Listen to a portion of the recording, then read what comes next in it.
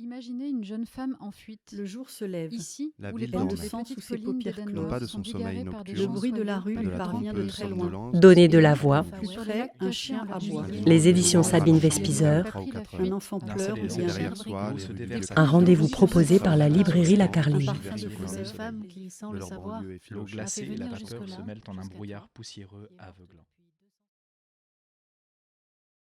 200 Une pluie étrange s'abat sur la terre en plein mois de juin.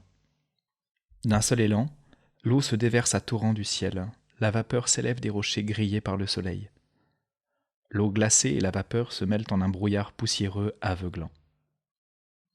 Une odeur âcre, sauvage, se répand dans l'air, imprégnée de la senteur des résines séchées, du parfum des fleurs fanées, des relents de salive que les oiseaux crachent dans leurs appels éperdus à l'amour tout au long de l'été, et de la fragrance des herbes violacées qui couvrent les cimes escarpées des montagnes. Tout se dilue dans les trombes d'eau. Brusquement, la pluie s'arrête, le vent tombe. L'eau dévale les ravins, la végétation gorgée d'humidité recommence à cuire dans la chaleur. Un soleil conquérant surgit de derrière les nuages dans le bleu intense du ciel. Comme après une longue séparation, le désir de la terre et de la forêt s'enflamme aveuglément, brûle de jalousie tous les êtres pris de frénésie amoureuse. Effrayés par le soleil, les papillons se terrent dans les anfractuosités. Les malheureuses abeilles cessent de rechercher le pollen.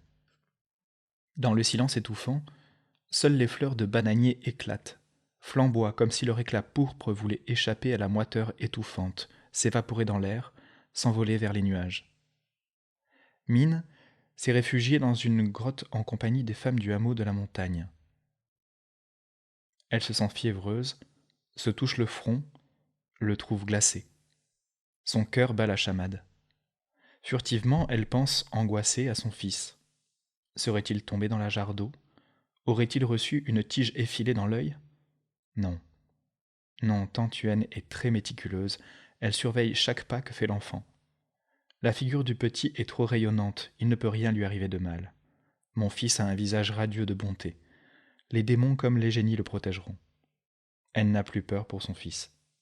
Elle continue néanmoins d'être fébrile, angoissée. Quel malheur l'attend au bout du chemin ? Assez, rentrons, c'est un jour sans. Mine interrompt le silence. Personne ne répond. Les femmes restent debout, serrées les unes contre les autres, regardant le ciel. Elles viennent d'effectuer la première sortie en forêt de l'année pour récolter le miel. Dès l'aube, la malchance les a frappées. À peine sur la montagne, l'une d'elles s'est tordue la cheville en tombant. Elles ont dû la soutenir jusqu'au poste de garde. Elles avaient franchi 2 montagnes quand la pluie s'est abattue sur elles. Maintenant, le sol exhale la fièvre. La chaleur jaillit des ruisseaux, des sentiers jonchés de feuilles pourries. La chaleur s'évapore des feuilles et des fleurs écrasées, arrachées par la pluie, plaquées au pied des arbres. Tout empeste. Rentrons, presse Mienne.